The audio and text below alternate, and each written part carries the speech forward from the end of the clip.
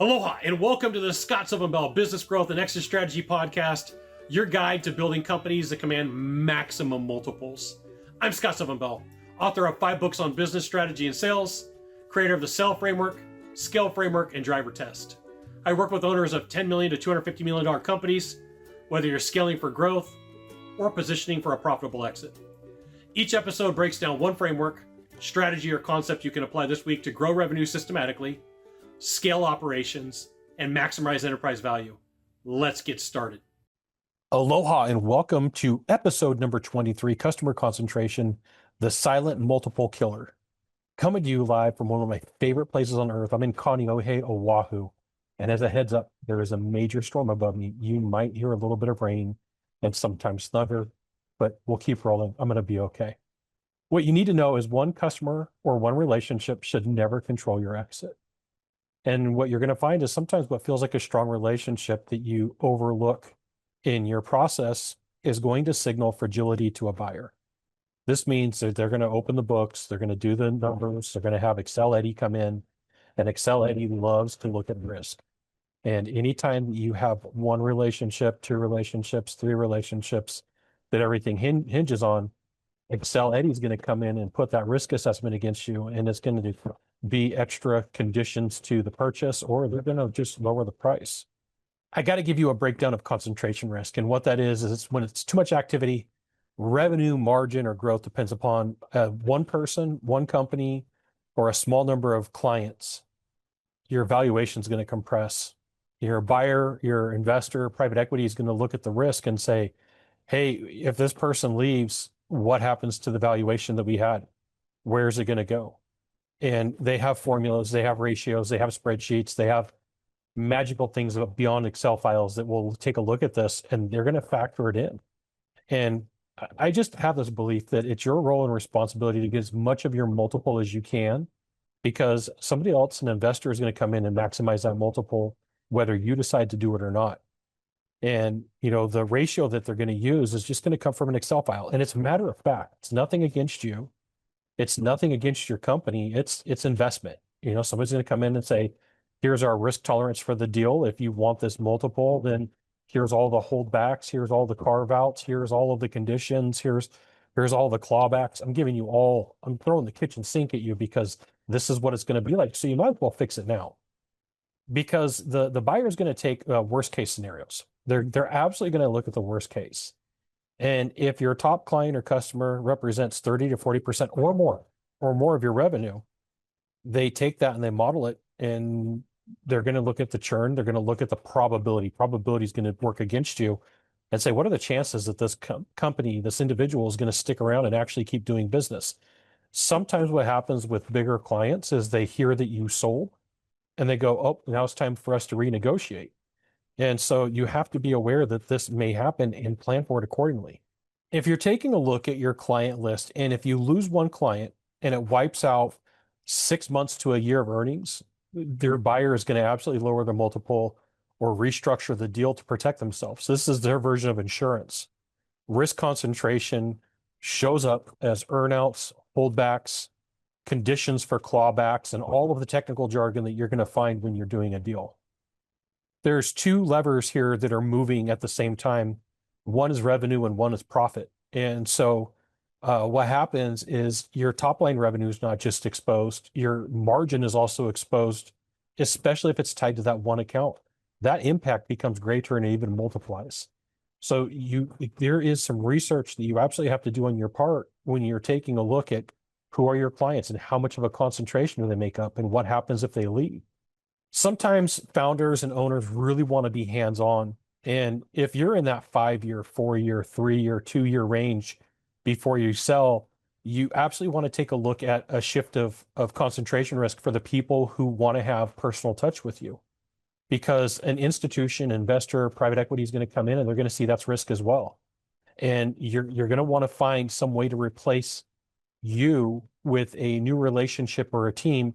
And this can be done over time. It doesn't have to happen overnight. One industry that really falls for this a lot is marketing agencies. Marketing agencies run into this a lot. They don't pre-plan when it comes to the sales process when they're building their agency. And so I'm going to give you a name, Chuck. Chuck goes out, builds a marketing agency, and he's on the scale side. And so he can no longer take care of the clients, and they're used to the personal touch. So when you start having these conversations and saying, hey, we're going to slowly transition you to one of our best, we're going to slowly transition you to a new manager, as my roles evolve inside of the company, you start pointing the direction that this is what's going to happen and this is the things that go. And you may get some pushback, but you'd rather find this out now. You would rather have somebody go, hey, if you're not my guy or my girl anymore, then I really want to renegotiate the terms because I want the personal touch. And so I'm giving you a roadmap ahead of what to expect. They may come back and go, hey, fine, no problem. But let's put something in place as a contingency and at least have this conversation now and say, hey, listen, I understand that you expect personal touch. The business model that we have has shifted, and here's what's going to happen, and here's the direction that we're going to go. And if you're going to lose them now, you have time to replace them. If you're going to lose them after the sale, that's going to be counted against you. And you'd rather find out 5 years, 4 years, 3 years, 2 years in advance. I call it the 5, 4, 3, 2, because one makes it really hard to prepare for an exit. It could be done, but it just makes it really challenging to get that maximum multiple. So I got a question for you. If your largest client left tomorrow, how long would it take to replace 80% of their revenue or their margin? Like, let's look at both those numbers. Don't just get stuck on revenue. Look on how much of the margin it takes up. And if you don't have an answer and it's unclear, the buyer is going to assume that you're going to have problems. Now, here's the other thing. By you taking a look at your concentration risk, you may need to right size some of these contracts. You may have a buddy deal with somebody that's a friend, an associate, and they're getting below rate work. They're getting better than favored nation status. So if you've never heard this term, favored nation status means that that person is getting the best pricing, that person can't get any more discounts. And this should be absolutely something that you talk about inside of your organization is what's the bottom dollar? What's the favored nation status? What is the, most companies have 10, 15, 20% to play with. And is favored nation status 28%? Is it 27.2? I'm going to share with you, if you're doing this and you're going this route with favored nation, if you tie it to a number, and I'm going to give you a random number, it doesn't mean it's the right number, but if you tie it to a number like 27.31, then in the mind of the consumer, in the mind of the client, they're like, okay, you have this down to the penny. This is the direction that you're going to go. I completely understand. And so you absolutely should define what your favored nation status is and what it takes for somebody to earn that and how they get that position. When I did in-home sales, there was always the guy, it was typically a guy probably in his 40s to 60s that would come and say, hey, if you replace my heating and air unit, I've got a bunch of business for you. And my answer was always, okay, we're putting the cart in front of the horse. How do I know that you're a good client? I've got a declining scale of discount or increasing scale of discounts. So over time, the more that you purchase from me, the better your discounts are going to be. They're not going to happen up front. And so you can peg somebody's contract and say, hey, listen, if you want favored nation status and you want that pricing, you're going to have a contract tied to it with automatic allocations to increase the price over time. And message from your sponsor, Sylvan Bell. That's me. If you're getting value from this episode, here's how to go deeper. First, subscribe to my weekly newsletter, The Party, at scottsylvanbell.com. That's where I share the strategies, frameworks, and case studies I don't release anywhere else. You'll get one actionable insight every week you can implement inside your business immediately. Second, while you're on the site, download the complete Sell Framework, Scale Framework, and Drivers Test, all free with scoring guides, worksheets, and step-by-step implementation checklist. These are the same frameworks I use with $10 million to $250 million companies to build systematic revenue, scale operations, and maximize enterprise value. Go to scottsylvanbell.com right now, subscribe to the newsletter, grab the frameworks, and let's keep building companies that command maximum multiples. Let's get going. I'm going to give you a list of ways to de-risk. This means take away some of the risk from the concentration. You're going to want to diversify within the segments and not randomly. You're going to want to take some time and take a look at this. When we have this conversation as we're having it right now, it shouldn't just be, I'm going to go make some changes. This should take some research on your part. And with the help of AI and some Excel spreadsheets, you can dump some information in and start asking questions. And what it may uncover is that your pricing strategy is off. It may uncover that you have a salesperson that's absolutely giving away the farm and they look like a closer and they're a discounter. And these are some of the times to find this now in your 5, 4, 3, 2 segment, well before that you're ready to sell, because Excel Eddie, I've met Excel Eddie in every version of him. I've met the female version, which is Edwina, Excel Edwina, and they're a numbers person. It's nothing against them. It's just like, I like chocolate, I like tacos, they like Excel. Like, you just have to be aware of this. You want things to be predictable. Your sales process should be predictable and increase over time and not complex. You want to be strategic about this. In the 90s, there was a big auto manufacturer, and what they would do is they would go to the manufacturers of their parts, and they would say, hey, you're making this oil pan for us. And, we want to come in and help you do some cost savings analysis and figure out where you can save some money and figure out what you could be doing better.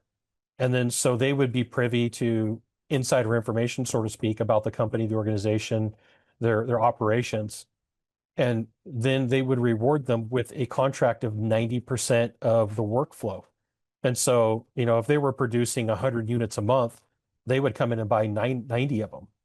And then about 6 months in, they would go back to the company, go back to the organization, and then they would restructure the deal knowing that they were 90% of the company. It put a lot of businesses out of business. And so, this is an extreme case, but I want you to be aware this is the way that some of your vendors may be thinking. And you absolutely don't want this at the sale, because it's going to end up costing you. So this is my way of saying that your contract structure matters. You want to look for multi-year agreements with auto renewals and termination notice periods that are predictable. And you want to make these relationships embedded in your workflow or systems. Like, there's no way of getting around it. One of the things that I found with helping an exit of a company 6 months ago, was some of the contracts had auto renewal features that were 6 months, that you had to give a 6 month warning that, hey, we're planning on canceling 6 months in advance. And the hope was that you weren't thinking about it, because these contracts were typically 3 years long. Well, who's thinking at month number 30 into 36-month contract that you're going to have to put cancellation in place, which means that at month number 24 is when you're out there looking for new vendors. So keeping track of when those relationships are tied to ends, these are things for you to take a look at as well, but it's also something for you to consider. I'm giving you an extreme example. Most companies will tie it to a 3-month cancellation policy. And in a lot of industries and services, that may be perfect for you.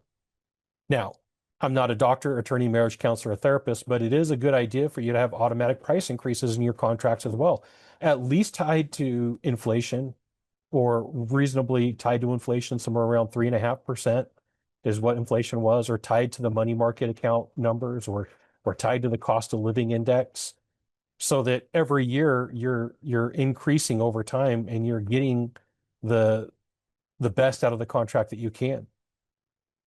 There's ways for you to move accounts from you as an owner, as you as a president, as you as a founder, and you don't want it to be owner as you plus the contact makes the magic happen.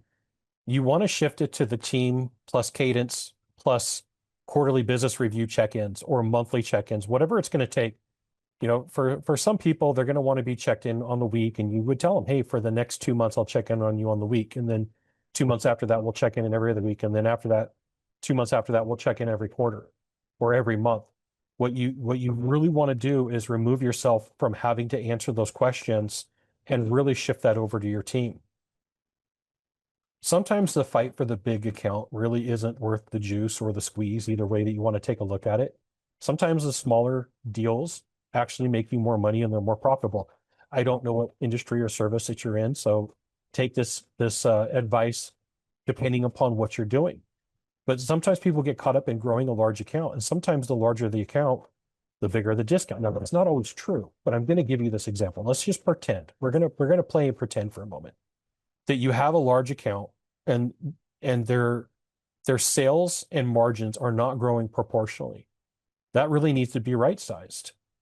And if you have a group of people or a concentration or a segment that is along this line, it really should be tracked as a KPI, at least quarterly.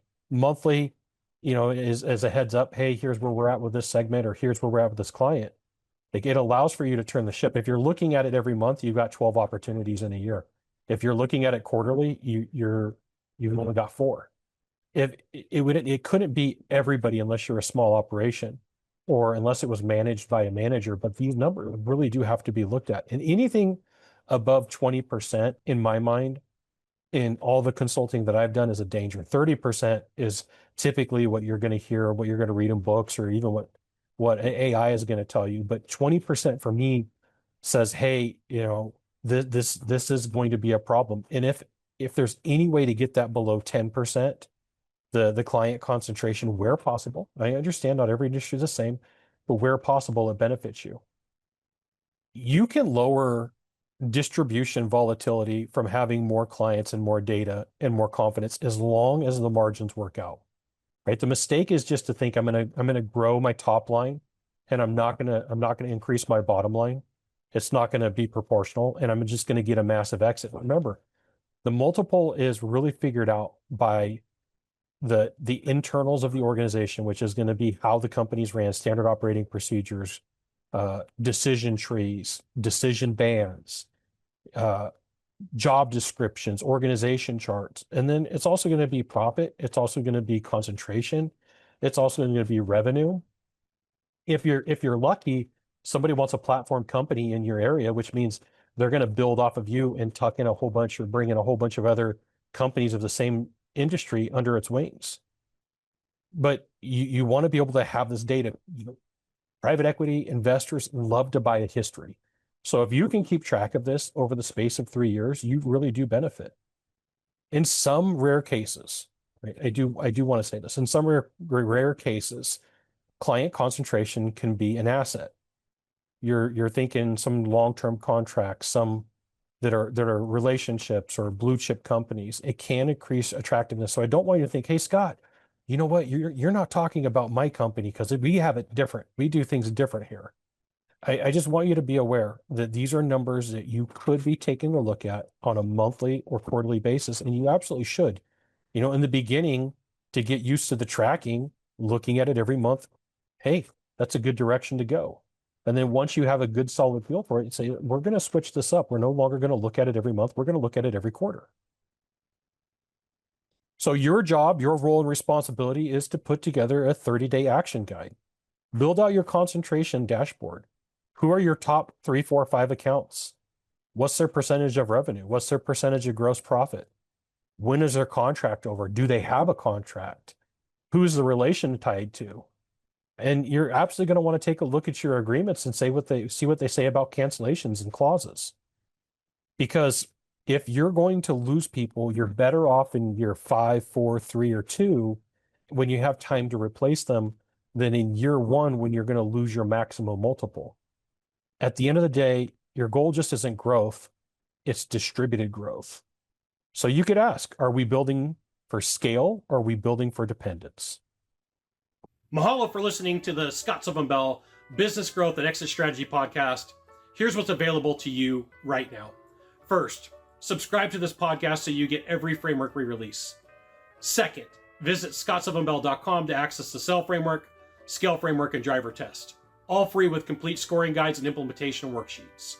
Third, subscribe to my weekly newsletter, The Party, where I break down strategies and frameworks you won't find anywhere else with one actionable insight every week. Go to scottsylvanbell.com and enter your email. And if this episode added value, share it with another business owner building a $10 million to $250 million company. Until next time, keep building companies that command maximum multiples. Aloha.